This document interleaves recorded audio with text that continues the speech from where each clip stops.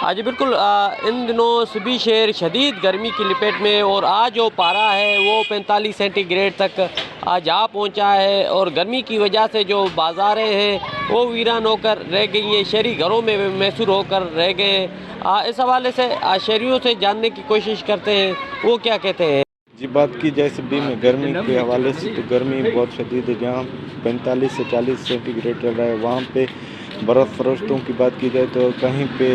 20 ہے، کہیں پہ 30 ہے، کہیں پہ 40 ہے۔ ہم سبھی کی انتظامیہ سے پرزور اپیل کرتے ہیں کہ وہ جو ہے نا برف فروشتوں کے خلاف فوری طور پہ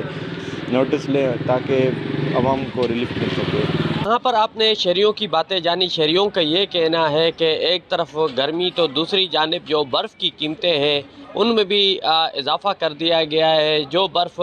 20 روپے میں کلو فروخت ہوا کرتی تھی اب وہ 30 سے 40 روپے میں جو ہے فروخت کی جا رہی ہے،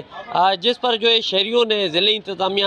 سبھی سے مطالبہ کیا ہے کہ سبھی میں جو برف کی قیمتیں ہیں ان میں بھی کمی لائی جائے، اور دوسری جانب ڈاکٹرز اور طبی ماہرین کا کہنا ہے کہ